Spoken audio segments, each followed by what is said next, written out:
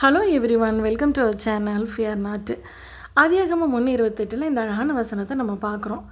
தேவன் அவர்களை ஆசீர்வதித்து, நீங்கள் பழுகி பெருகி பூமியை நிரப்பி அதை கீழ்ப்படுத்தி ஆண்டு கொள்ளுங்கள்னு. வானத்தையும் பூமியும் நிரப்புகிறவர் நம்ம எந்த ஒரு குறைவோடும் இருக்கக்கூடாது, நிரம்பி வழிகிற அனுபவத்துக்குள்ளாக வாழணும் அப்படின்னு சொல்லி தான் விருப்பப்படுறாரு. ஏன்னா அவருடைய செட்டைகளின் கீழே வந்த நமக்கு நிறைவான பலன் இருக்குன்னு தான் வசனமும் நமக்கு சொல்லிக் கொடுக்குது. இயேசு கிறிஸ்து இந்த பூமியில் இருந்த பொழுது அவர் செய்த நிரம்பி வழியை செய்த 3 அற்புதங்களை நம்ம பார்த்துருவோமா? முதலாவது கானாவூர் கல்யாணம். அந்த கல்யாண விருந்தில் அந்த திராட்சை ரசம் குறைவு வந்தபோது இயேசு கிறிஸ்து அந்த வெறுமையாக இருந்த அந்த பாத்திரத்தை தான் சொல்லுவார், தண்ணீரினால் நிரப்புங்கள்னு. அது ஒரு எம்மியான திராட்சை ரசமாக மாறினதை நம்ம பார்க்குறோம்ல. அவருடைய வார்த்தை ஒரு நாளும் வெறுமையாய் போகாது, அது சொன்னதை செய்து முடிக்கும் அப்படிங்கிறத நம்ம பார்க்குறோம்ல. பசியுள்ளவர்களை எல்லாவரையும் திருப்தி ஆக்குகிறவர், நிரப்புகிறவர், பசியுள்ள ஆத்மாவை நிரப்புகிறவர் அப்படின்னு தான் நம்ம வேதத்துலேயும் பார்க்குறோம். அடுத்ததாக சீமோன் பேதுரு. அவர் ஒரு ஃபிஷர்மேன். அவர் நைட்டெல்லாம் மீன் பிடிக்க போய் ஒன்றும் கிடைக்காம காலையில் ஒரு சோகத்தோடு சோர்வோடு கரையில் நிற்கும் பொழுது இயேசு கிறிஸ்து அவரை பார்த்து, இல்லை நீங்கள் இப்போ போய் மீன் பிடிங்க, உங்களுக்கு நிறைய மீன்கள் கிடைக்கும் அப்படின்னு சொல்லுவார்.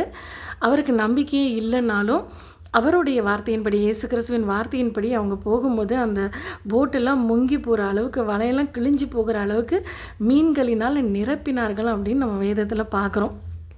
தோய்ந்து போன, விடாய்த்து போன எல்லா ஆத்துமாக்களையும் சம்பூர்ணமாய் நிரப்புகிறவர்னு வசனத்தில் பார்க்குறோம்ல நம்ம. அதே போல் அவங்க ஒரு சோர்ந்து போயிருந்தாங்க, எல்லாமே கிடைக்கவே இல்லையே, ஒன்றுமே இல்லையே, இவ்வளோ நேரம் ட்ரை பண்ணின்னு. ஆனாலும் கர்த்தர் அந்த இடத்துல அவங்களுடைய ஆத்துமாக்களுக்கு ஒரு ஆறுதல் அளிக்கிற மாதிரி அந்த படகு அமிலத்தக்கதாக மீன்கள் கிடைக்க செய்ததை நம்ம பார்க்குறோம்ல. அடுத்ததாக இயேசு கிறிஸ்து மலையில் உபதேசம் பண்ணும்போது அவருடைய வார்த்தைகளை கேட்க வந்த மக்களுக்கு போஜனம் கொடுக்கும்படி அங்கே இருக்க சீஷர்களுக்கு சொல்லும்போது எல்லாருக்கும் கொடுக்குற அளவுக்கு ஃபுட்டு சஃபிஷியண்ட்டாக இல்லை. ஆனாலும் கொஞ்சம் இருந்த ஃபுட்டை கர்த்தர் தம்முடைய கரங்களினால் ஆசீர்வதித்து கொடுக்கும்போது அங்கே வந்திருந்த அந்த 5000 பேர் சாப்பிட்டு 12 கூடை நிறைய எல்லாத்தையும் வீட்டுக்குமே பேக் பண்ணி எடுத்துகிட்டு போனாங்கன்னு வேதத்தில் பார்க்குறோம். உன்னுடைய வாயை விரிவாய் திற, அதை நான் நன்மையினால் நிரப்புவேன்னு சொன்ன வார்த்தையின்படி கர்த்தர் அங்கே இருந்த எல்லாரையுமே போஷித்ததை நம்ம பார்க்குறோம்ல. நிறைவானது வரும்போது எல்லா குறைவுகளும் மாறும் தான் வேதமும் நமக்கு சொல்லிக் கொடுக்குது. இது எப்படி நடக்கும், நம்மளுடைய தேவைகள் பெருசாக இருக்கே, சான்ஸே இல்லையோ அப்படின்னு நம்ம நினைக்கலாம். ஆனாலும் கர்த்தருடைய வார்த்தை சொல்லுது, காற்றையும் காண மாட்டீர்கள், மழையும் காண மாட்டீர்கள், ஆனால் பள்ளங்கள் எல்லாம் நிரப்பப்படும் அப்படின்னு சொல்லி தான். நாமும் வீடுகளில் அவரை துதிக்கும் பொழுது, அவரை தேடும் பொழுது, அவருடைய வார்த்தைகளுக்கு கீழ்ப்படியும் பொழுது நம்மளுடைய வீடும் அவருடைய பிரசன்னத்தினால் நிரம்பும், நம்மளுடைய களஞ்சியங்கள் எல்லாம் நிரம்பும் அப்படின்னு தான் கர்த்தர் வாக்கு கொடுக்குறாரு. நாமும் கர்த்தர்கிட்ட கேட்போம், ஆண்டவரே விசித்திர வினோத வேலைகளை செய்கிறதுக்கு எங்களுக்கு வேண்டிய ஞானத்தையும் புத்தியும் கொடுங்க. யூகித்து யோசித்து எந்த காரியமானாலும் சரி, நாங்கள் நல்ல ஞானத்தோடும் புத்தியோடும் செய்கிறபடிக்கு எங்களை ஞானத்தினால் நிரப்புங்கள் அப்படின்னு சொல்லி நம்ம கேட்போம். உம்முடைய செட்டைகளின் கீழே வந்திருக்க எங்களுக்கு நிறைவான பலன் இருக்குன்னு நாங்கள் வேதத்தில் படிக்கிறோம்.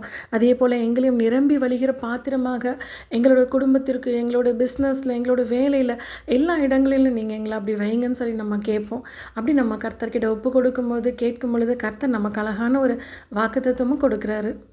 நம்பிக்கையின் தேவன் விசுவாசத்தினால் உண்டாகும் எல்லாவித சந்தோஷத்தினாலும் சமாதானத்தினாலும் நம்மை நிரப்புவார்னு கர்த்தருடைய வார்த்தைக்கு கீழ்ப்படிவோம். அவருடைய வாக்குத்தத்தத்திற்கு நன்றி சொல்லுவோம்.